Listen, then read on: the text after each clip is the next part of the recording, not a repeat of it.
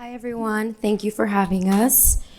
So our speakers today are quite diverse. We have those working in music, television, education, mental health, leadership development, and more. And during this panel, we're going to be talking about reskilling and coaching and how that looks different for every company and its culture. So first up, how can the company and organization you work for best identify the employees who can make a significant shift with reskilling and coaching to help their career growth, but also strengthen your employer's brand? Absolutely. So we used to do the classic 9 box, which I'm sure most of you in this room are probably very familiar with. And one of the things that we have learned from that is it doesn't really work.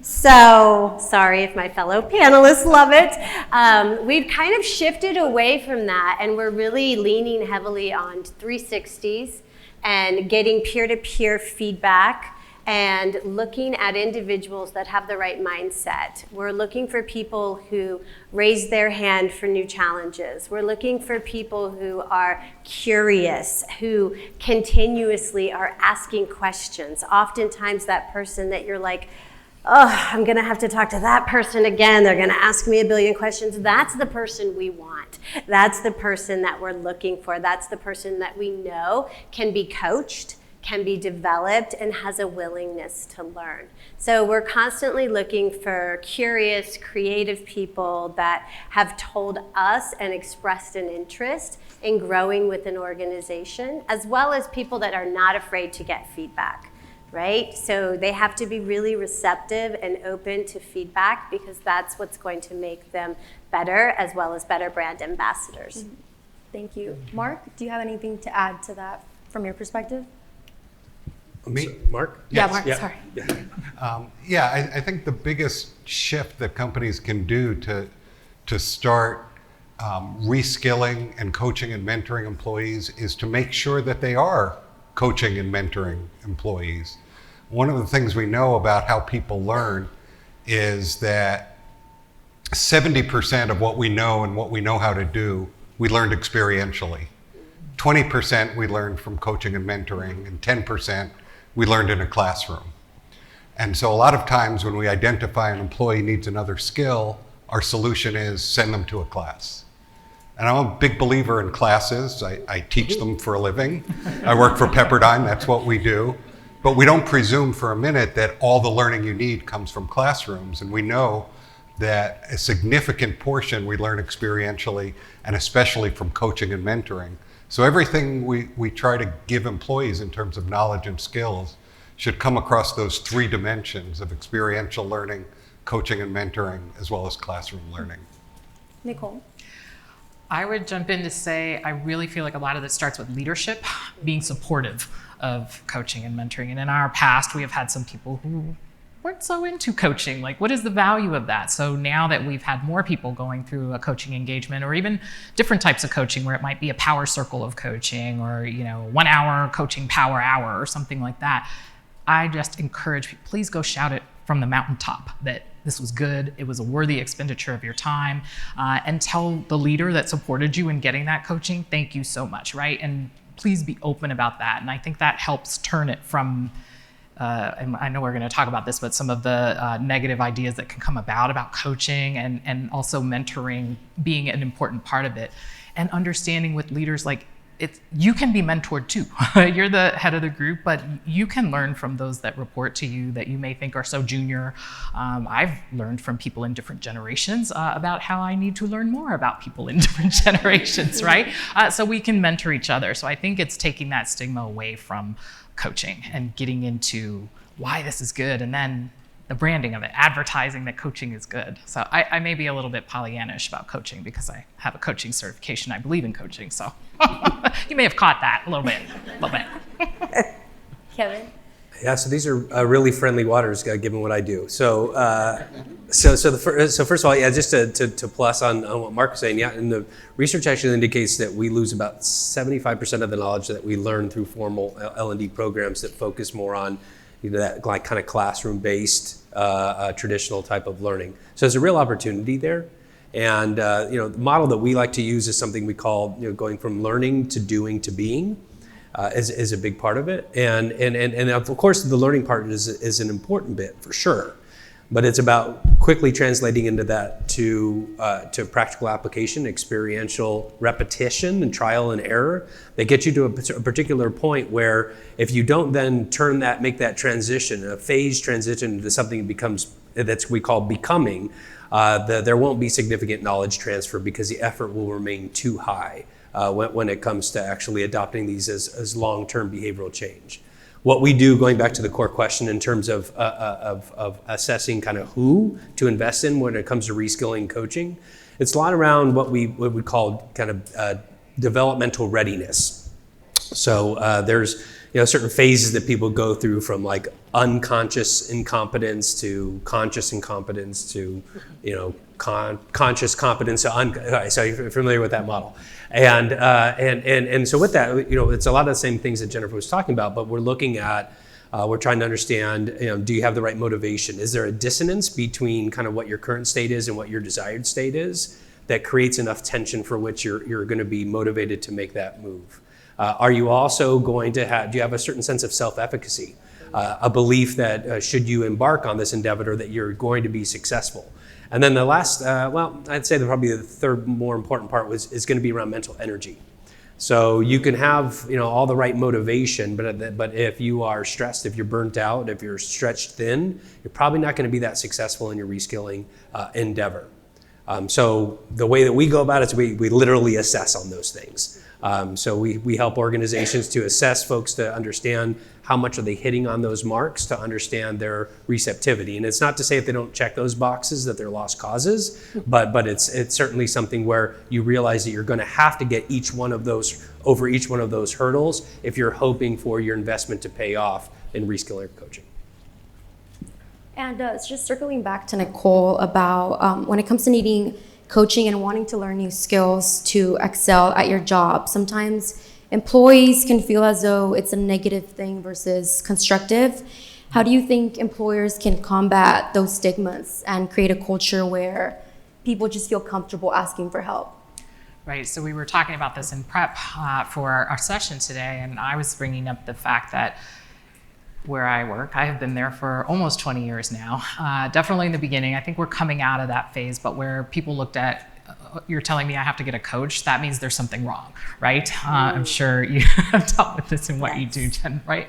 So we have to change that, right? That this is about your growth, not just in this position, but it might be a good idea to sort of differentiate between reskilling and upskilling, right? I prepped myself for that last night too, right? So, because they're very similar, right? So when I think of the upskilling, what I'm doing in this position to develop my skills and my competencies for this job, as opposed to reskilling, which someone might do to be able to move into a different job, right? So going back to the question though, the stigma around coaching and how do we change that and get people to be curious about it? I think part of it is what I was saying earlier about talking about coaching and taking away this idea that there's something wrong with it, and honing in on those people like we were talking about who actually want it and getting them to talk more about it. And then I'm a firm believer in the role modeling. So I was talking with Kevin earlier about Better Up, and we work with Better Up, and for years we have had Better Up cohorts that happen. And so I think it was in one of the first few years, I was like, I'm just going to do it. No one told me I had to do it, but I want to do it. I want to see what this is all about. And I say it probably every month, like to somebody. Have you done Better Up? You should do Better Up. I did Better Up, and I went through this, and I do that with the 360 model too, because that's part of the Better Up coaching that we do. There's a feedback model, and just taking the covers off, if you will, right? Opening the curtains and saying, yes, it was difficult to go through getting feedback from the team where some of that was not necessarily feedback that I thought I would see or that I wanted to hear. But it's doable, it's feasible, you can do it, and you should do it because if you want to grow, that's how you grow, right? Finding out about that. So I think honing in on that curiosity about how am I doing and being open to growth. And then, like I was saying, I'm going to keep saying it, spread the word, role model, be that person who is willing to not only go through the process, but talk about it. I'll add to that we actually got to a place where people want to have a coach. People are like, well, how do I get one? I'm on the waiting list. Well, how quickly can I get a coach? Because we've really taken that stigma around of it being just this feedback loop and you're not doing something correctly, so therefore you're getting a coach, to no, we're investing in you. We're investing in your development. We want you to be here. We want you to be successful. We know that what got you into this position isn't the same skill that's going to get you into the next position that you're looking for. So we really treat it as an added bonus. And people, I'm telling you, there's a waiting list for our coaches. So we're really excited to be able to offer it to individuals that are constantly looking for ways to improve, but also just become more comfortable in their skin, right? It's teaching them how to not just be better employees, but how do you be a better partner, a better collaborator, a better everything. So I think we've completely destigmatized it, and we actually encourage all of our president labels to get coaches, because it's just a part of the process now. It's part of your development. Right. Thank you. And Kevin, working at BetterUp, how we know there's no single way to begin that reskilling or upskilling journey, and it can be done remotely, self-paced, in person, collectively in workshops, etc. How do you believe these different modalities complement each other, and how do they differentiate, and how is BetterUp approaching this to help other organizations, companies, and individuals? Yeah, so I might put kind of reskilling and coaching a little bit separate here, but I'd say just generally, I think the research is pretty clear that mixed modalities tend to be more effective for most learners. But overall, you're going to get the basic psychologist answer that it depends. And a lot of it is about your own learning style in terms of how you best absorb information. But the research generally will say that if you're kind of going back to Mark's point, if you're able to do more than just formal absorption of information through classroom, but you're also given practical application, you're actually able to have what we call contextual learning, that will increase that knowledge transfer. What I would just generally recommend is that you're finding opportunities to engage in what we might call micro learnings. So the micro learnings the research is pretty clear on that now, where I'm a big fan of formal education for sure. I spent a lot of years in that. But what we're learning is in the modern workplace, with the pace of change and pace of everything changing around us, is we have to be able to engage in little bite-sized pieces of it more frequently, rather than having like large amounts of dedicated time that focused only on learning. And it's this ability to be able to learn a little something, reflect on it, absorb it, apply it, and then go back in for your next learning that's going to be helpful. Obviously, we think also as part of a modality is having somebody to talk with about those learnings as you're trying to engage in that behavioral change, so that you're not just left to consuming information in a one-directional manner through coursework or videos or what have you. Thank you. And Dr. Allen, you've worked in learning and development for over 2 decades with just a myriad of global organizations across different industries as well. What's a common thread that you've noticed when it came to what these companies did right or needed more help in as it pertained to reskilling, coaching, and the like? Yeah, the key thing is companies that do it well focus on doing coaching, mentoring, and reskilling around driving business outcomes. So we talk a lot about personal development and becoming better leaders. And of course, being a better leader is great. But what we really want to do is drive business outcomes. And those business outcomes, if you're a for-profit, could be profit or revenue growth. But it could be things like customer satisfaction, or even for nonprofits. Whatever your business is, you're in business for a reason.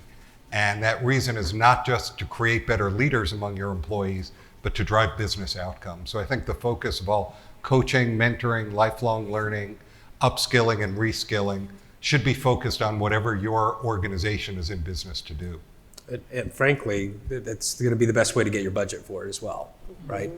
If you're ultimately tying to what those business outcomes are. And an even better way is to then be able to prove the ROI On the back end. on your coaching or mentoring. Right, if you can show that your productivity is increasing because you have more engaged employees, because you gave them the opportunities for development, right? It's like a circle. And how has that ROI and just, with the previous 2+ years with the pandemic, working remotely, and just how that's shifted the workplace, how do you all believe that coaching has become more of a priority, and has the urgency changed now that, we're kind of on the other side of things, quote unquote? Whoever wants to go first. Significantly. Yeah. I mean, it's been huge, and I think this goes back to Jennifer's point in terms of like normalization on this.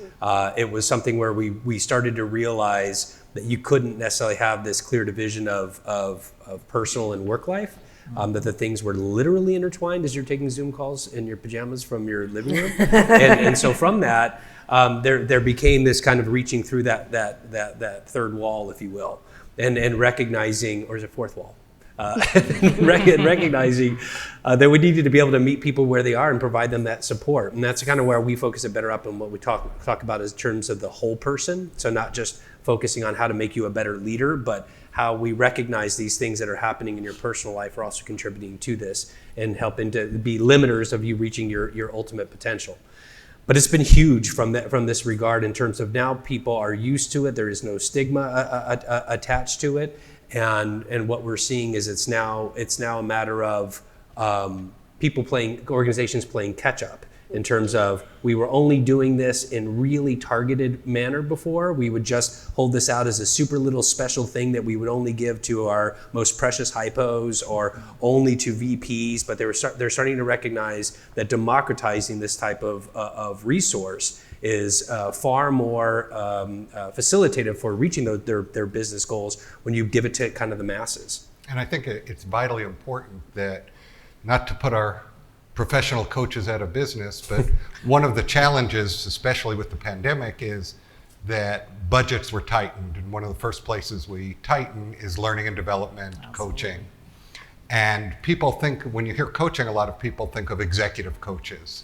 And one of the challenges with that is, in most organizations, the only people who get executive coaches are executives. And these are the people who have already enjoyed the most career success, and they're getting a coach, whereas the people who aspire to that level don't get a coach. And of course, we can't afford an external coach for everybody in the organization, but everybody in the organization has a manager. And smart organizations know that good managers equals good coaches. Yes. And they select managers based on their ability to coach, and they encourage managers to coach so that everybody has a coach, because all of us could do better in our jobs. All of us deserve a coach. If you think about the term coach in the athletic world, the finest athletes in the world get coaches. Tiger Woods has a coach. Rafael Nadal has a coach.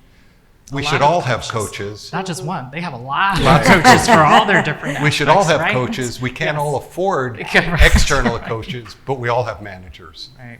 But I think, go ahead. Just a couple of points. One, about the expense of coaching, and I'll just do another plug for Better Up here, but when we brought Better Up in, it really was about getting down to those that we wouldn't engage at 6 months for, $35,000, $50,000 with an executive coach. And that's not to say the Better Up coaches aren't great, because they are, I know from personal experience, but we were able to break that down to have cohorts, lots more employees besides those high-level executives who we have already invested in.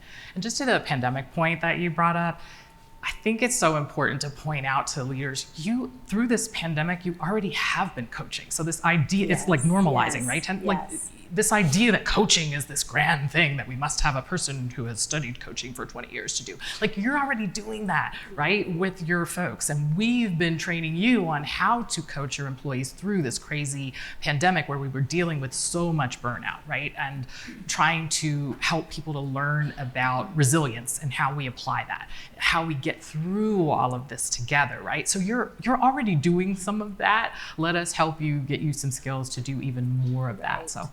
I was just going to add, Another company that we engaged with was Modern Health. I don't know if anyone in the audience uses Modern Health, but what it basically does is, it looks at the whole person, right? So we offer 8 free coaching sessions to every single employee, no matter what level you are in the organization. As soon as you come in, that is your intro to coaching. And you can use it for life coaching, financial coaching, spirituality, work. You can use it for anything, but you get 8 free sessions of coaching, which is kind of like that intro.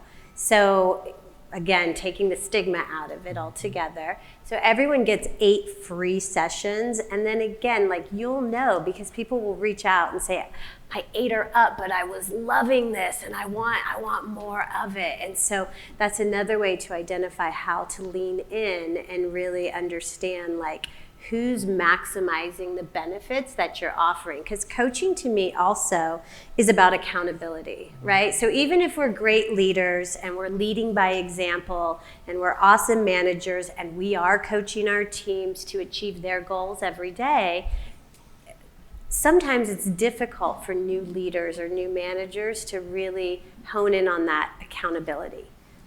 What do I don't want to have that difficult conversation. Let's call HR, Yeah. right? And can you do it? And can you do it for me? Because I don't want to have that conversation, right?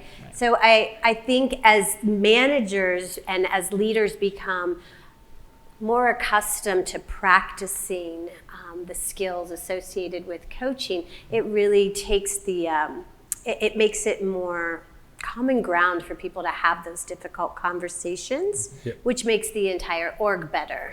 Yeah, if you don't mind, I would just want to add to that. So it's really timely. So we're actually hearing from a lot of organizations now, they're recognizing that, kind of going back to Mark's point in terms of tying it back to performance and business outcomes, that's the big focus now, is especially in tough economic times. It's not coaching in terms of this humanistic, we really want to support you during really tough times during the pandemic, which was totally valid and noble.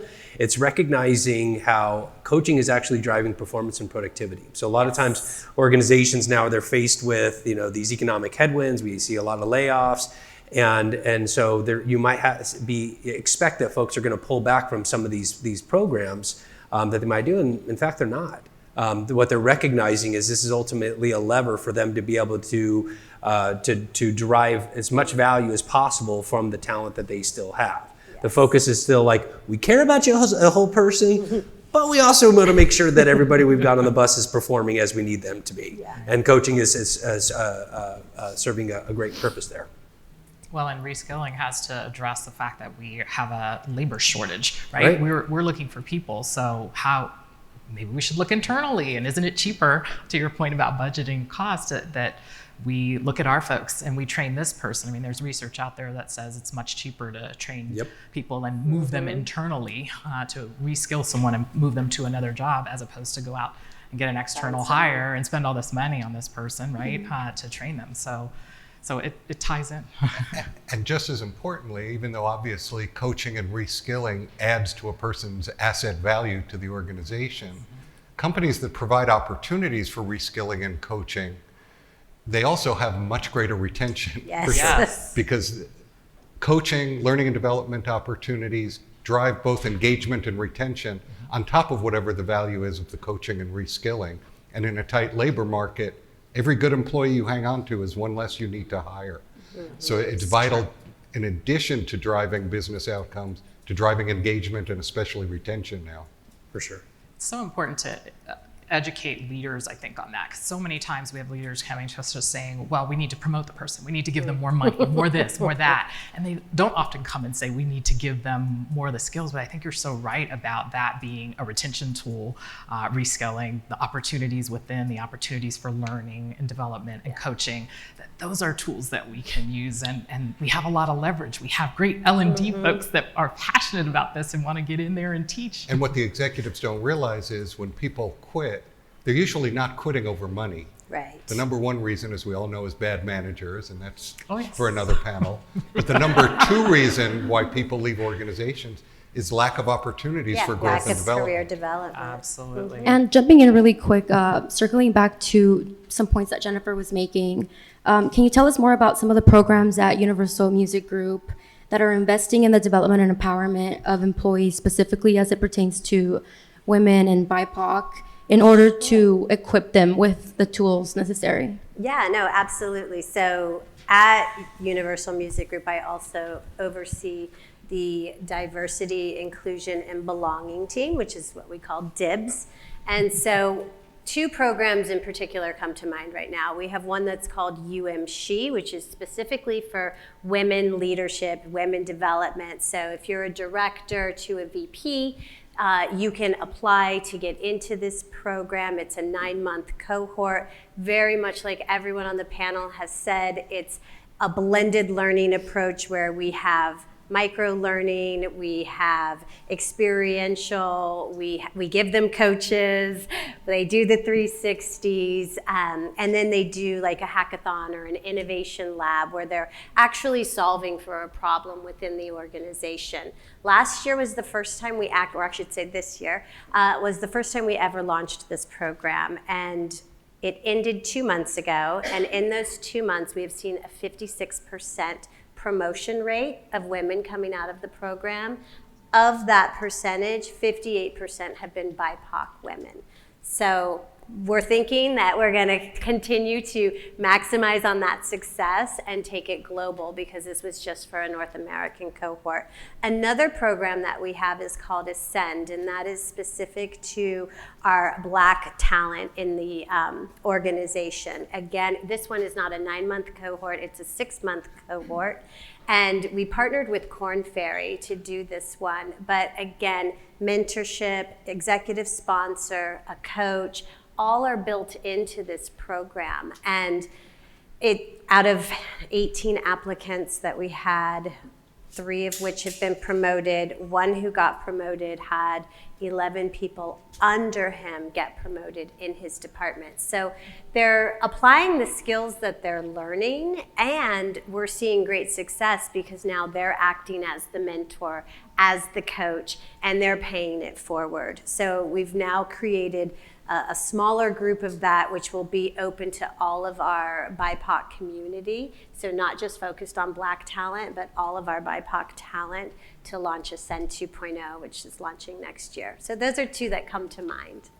Are there any other similar programs at BetterUp and all the rest of the employers that you want to speak to or highlight that are looking at coaching not just from, base level, but looking at how race, gender, and class play into that? We have spent a great deal of time. This really started with Warner Media, just really infusing our equity and inclusion department and the programs that we were doing. One, we should go back to George Floyd, and we did a lot of education on racial equity, understanding what's going on. We had a whole program on listen, understand, and act, sent out resources to everyone. We also did a program called Path to Equity, which was education about equity, and then the next step was equity in action. So how do we train you on, we gave you all this foundation, right, and taught you all of this terminology, and now how do you put that in action as leaders? So courses on unconscious bias and microaggressions. We have like 14 BRGs that we have just reviewed all of them as we came together, Warner Media and Discovery, looking at our BRGs to see what do you have, what do we have, and putting those all together. We also did a cohort called Warner Media Fellows for SVP level employees and above who are part of the BIPOC community. I think we have a lot of similarities in the things that we're doing. What I don't have is those stats on promotions and stuff. So that's the note I want to take, go back and check on all of that. So.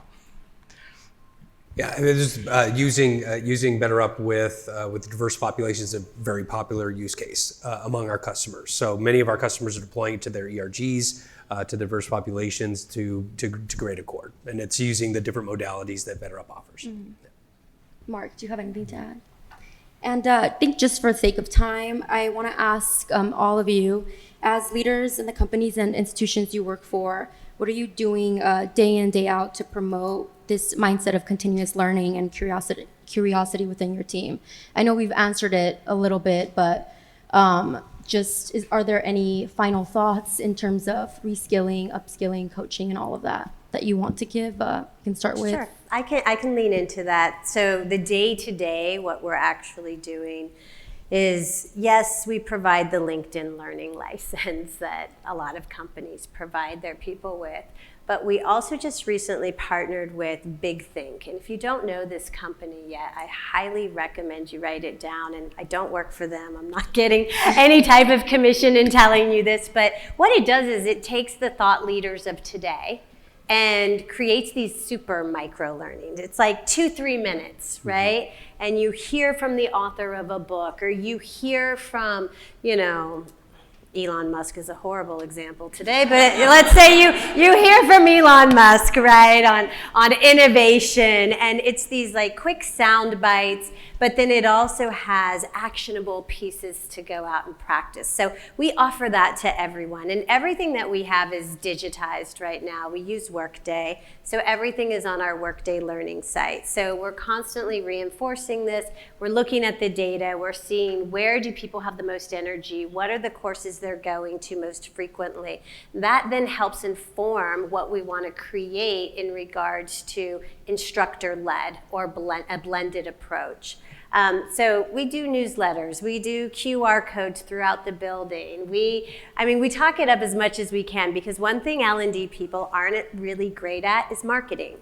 And we know internally how amazing all of our programs are, but the rest of the organization doesn't understand all of the greatness that is available at their fingertips. So, get with your marketing departments and help to understand how you can spread the word, and then impact reports. So after every L&D session we post up impact reports, and we let people know how many people have been promoted, or how many people have had talent mobility into another area of the organization. And so just always speaking that language keeps L&D at the top of mind, but it also allows people to understand all of the options that they have available. We also do quarterly newsletters, all of the usual stuff that I would say most companies are probably doing. We just do it a little bit on steroids.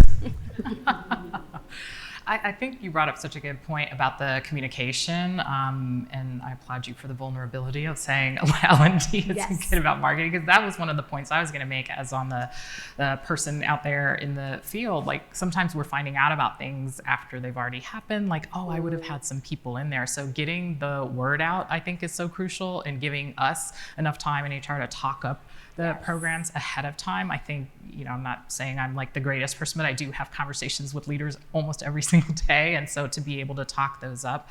One thing I'd say, you were pointing out about the data, is that, we did this huge culture survey. I'm sure everyone in here has done a culture survey at their employer, either participating or running it, facilitating it. But we did one a couple of years ago. And one of the things that came back was, our employees really want information on, how do I get promoted? How do I grow? How do I tap into these opportunities for development and growth, right? And so I just wanted to make a point of, it's really important to pay attention to that data. Like, once you have that in hand, don't say, okay, and we're going to go forward with the programs that we've always done, right? But like paying attention to what employees are saying they want, and then leaning into that, and then getting feedback on it to say, okay, how do I need to adjust this and change this, because this wasn't necessarily responsive or informative, but this part was. Let's go forward with more of this and find out more of what people want. So I know people just go, culture surveys, I don't want to do it, I don't want to look at the data, but I think there's important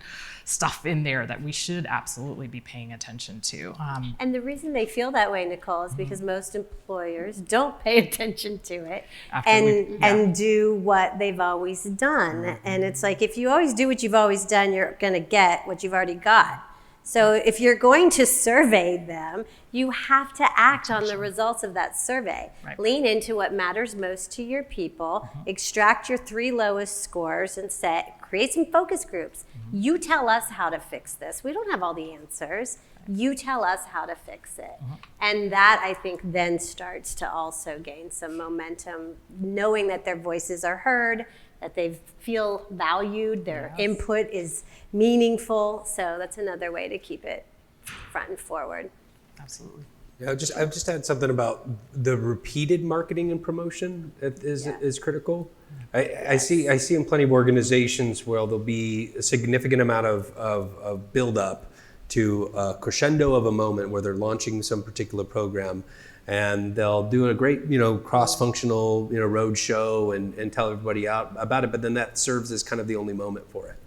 And if there aren't norms and infrastructure and internet and things that just keep pushing back people back to those programs and reminding them about that, and impact reports and things like that can be helpful for it. But it's got to be something you got to keep repeating over and over and over again if you want people to actually partake in those events. It's just something I think we get to that finish line of launching a program, and we're just happy that it's out there, and it's hard to want to go back to that and spin it back up again, and we got to tell people about it again. But you ultimately want to have great participation, utilization of the stuff you put your blood, sweat, and tears into. So that's what it takes. And I think we need to remember that learning doesn't just happen in programs and events. Yes. Right? How many of you are lifelong learners? Well, of course, it's a Tuesday in December. We're wrapping up the year, the holidays are coming, there's a World Cup semifinal on, but we're spending the day here because we like to learn, right? And so, unfortunately, a lot of our executives think of learning as events, which means you get a budget to attend one conference a year and maybe one class. And we've got to institute in them a mindset that learning is ongoing.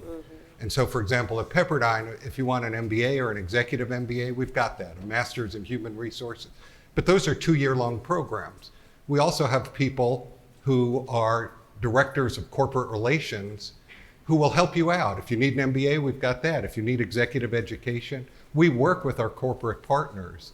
And when we say lifelong learning and learning ongoing, executives start to worry, how much is that going to cost? And of course, the answer is it's not a cost, it's an investment, but that doesn't end their worry. And I can't tell you how many times I've had them say, well, what if we invest the money to coach people, to educate them, to reskill them, and they leave? And the answer is another question. What if you don't educate your people and they stay? Yes, absolutely. We'll end it on that note. It was Right on cue. perfectly timed. Thank you so much. Hey, Thank you, everyone, again, and thanks for having us. thank you, Thank everyone. you.